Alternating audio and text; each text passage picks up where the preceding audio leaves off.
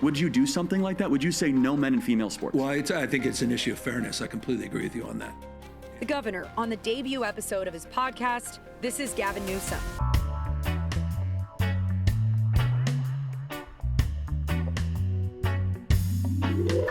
Welcome back, YouTube. It's your host, Bruce G&T.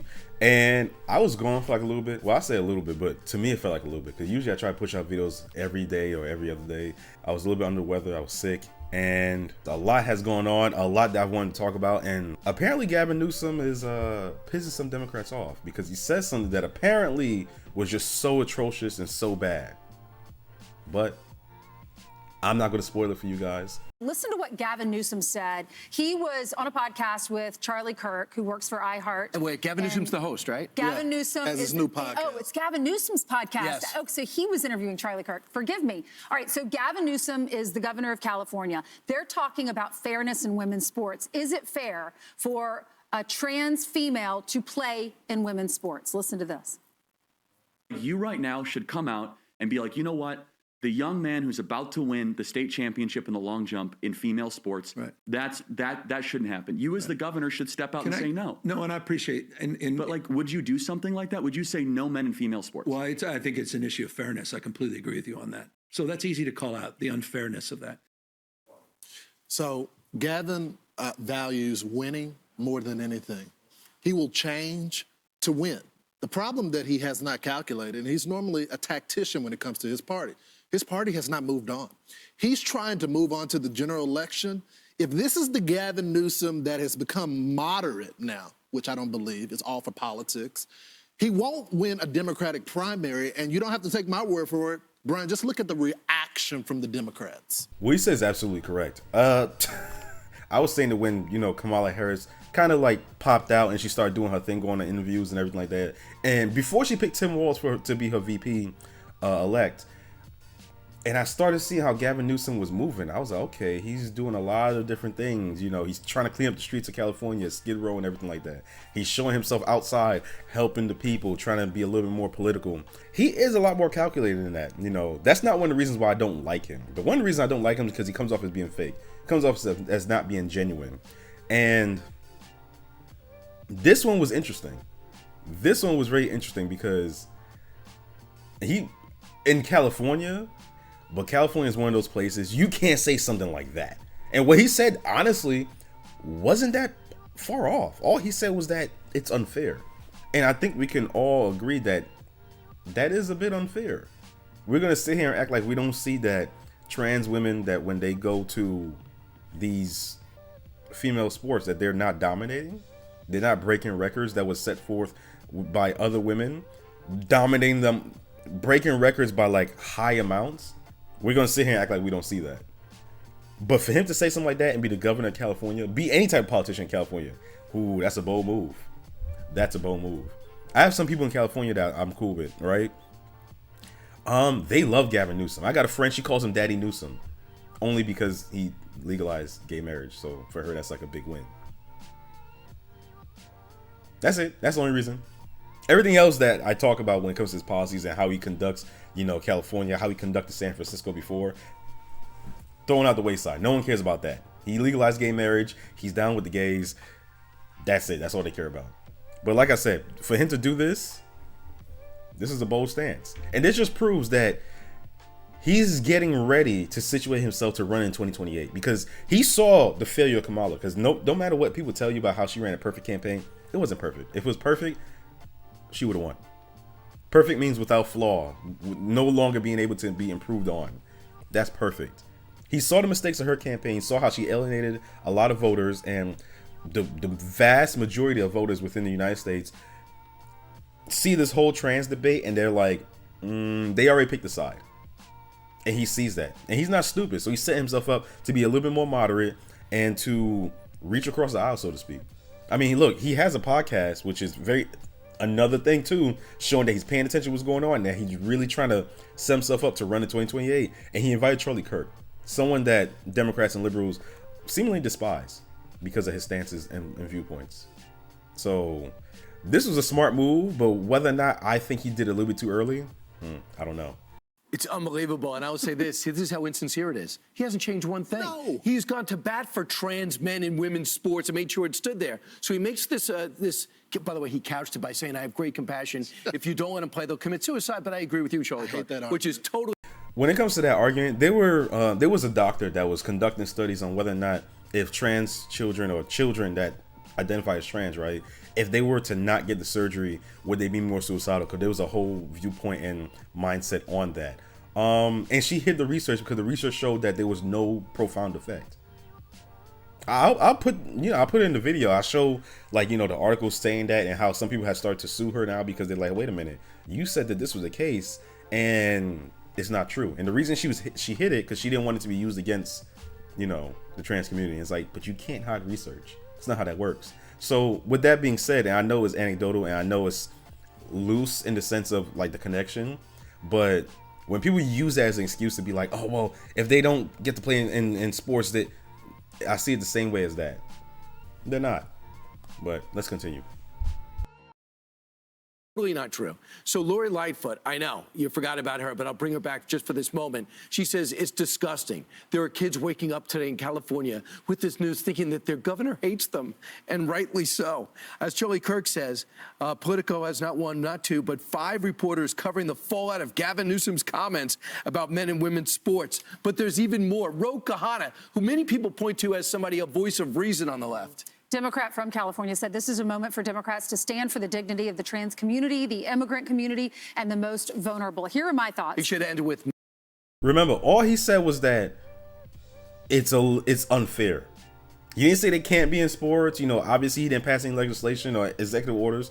All he said is that it's unfair. And they're melting down like this. Then they're going to sit here and be like, okay, why is it that we lost? Why is it that the people see us as so radical?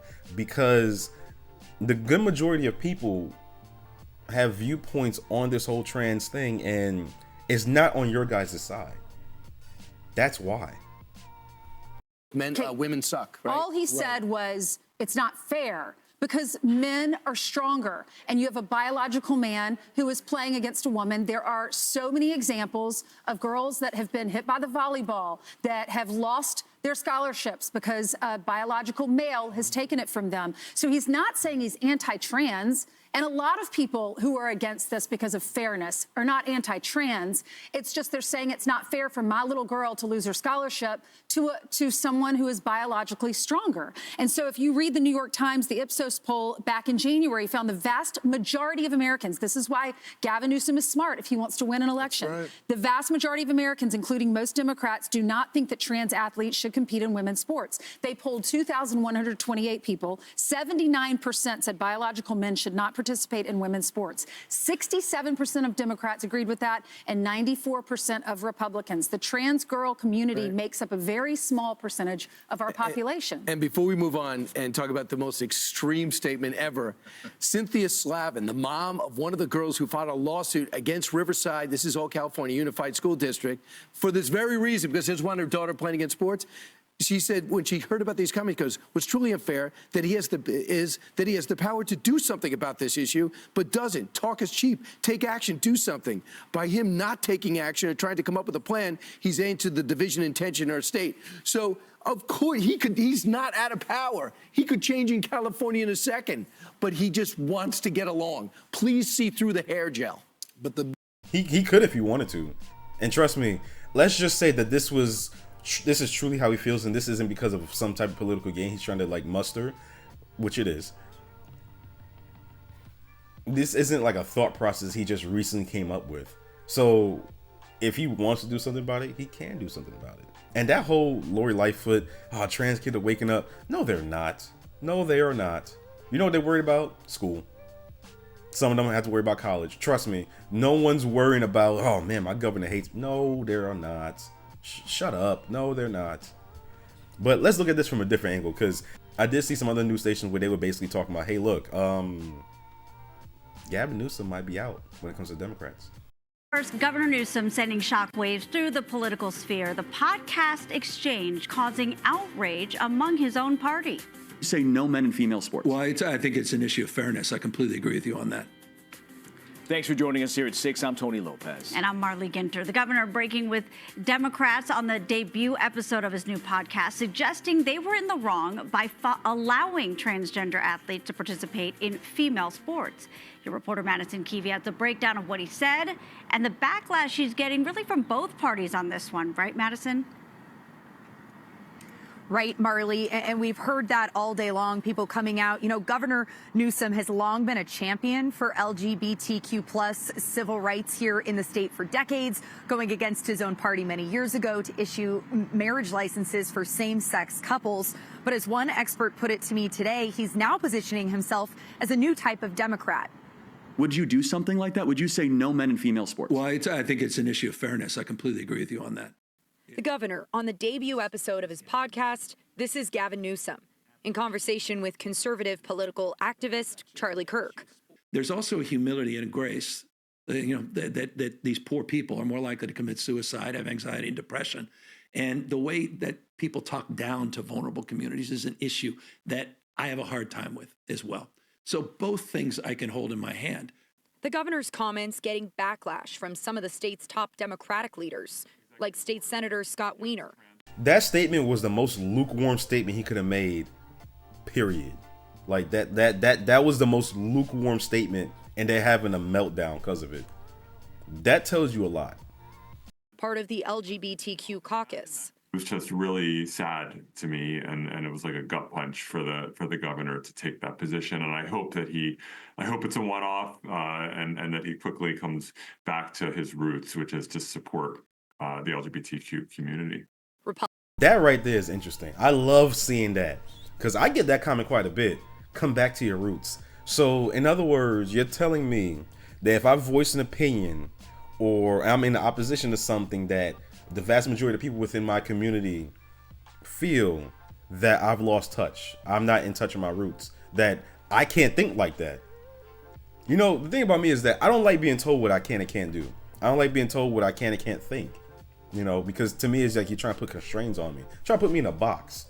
And I'm not saying this is the case for him. Obviously, like I said before, he's positioning himself to be able to run in 2028, and he's setting the groundwork right now. A podcast. This wasn't a thing before, where governors and senators said no. That wasn't a thing before. He's making sure that when he runs, he has like a good track record showing that he's not as liberal as people like to make it seem. That he's not as, crazy when it comes to certain subjects as people would like to think. And there's a podcast showing it. Hey, look, remember that time I said it's deeply unfair for trans women to be in women's sports? Remember when I said that? Yeah. But yeah, I just find that whole get back to his roots comment hilarious, because what does that mean? I said something that you don't like that's a little bit controversial compared to community, and you're like, oh, don't get back to where you come from. I'm still not going to change my opinion. Republicans took notice of the comments too. Assemblymember Bill Asaley wrote on X, quote, "Talk is cheap," and called on Newsom to sign legislation to match. Assemblymember Kevin Kiley echoed that call, that if the governor is serious, he should sign an executive order. I took those comments to the governor's office of concerns and questions that have since come out since that podcast was released. The governor's office pointed me back to the entirety of that more than an hour-long podcast episode, saying that he is not going to weaponize this issue or turn those kids into villains. Of course he's not. It was just something to say. I see Gavin Newsom as a very oily, slick-back hair snake. And not to say he's a terrible person or anything like that. Maybe he is. I know he's kind of a shitty politician in my personal opinion. But yeah, he's just going to say what he needs to say to get where he needs to be. And that's really it. Same thing when it came to cleaning up, the streets of California. Where he did that for like a month. You know what I'm saying? Like, he didn't really make that much of a big difference. I said it way back before I even started doing YouTube. I started paying attention to him and seeing what he was doing when it came to the streets of California. Wanting to get the homeless off the streets, passing certain bills, and cleaning up. And I was like, wait a minute, why is he doing this now? And at first, don't get me wrong, I thought, is he trying to set himself up to be, Kamala Harris's VP pick? Because this is before she picked Tim Walz. And then after she picked Tim Walz, I was like, wait a minute. He's making a run. That's what he's doing. He set himself up. Funny. But I'm gonna pay attention to this. I'm gonna look into this a little bit more to see what else I can mine out, because this is very interesting. I mean, my question to you, do you think he has a chance to run in 2028 and win?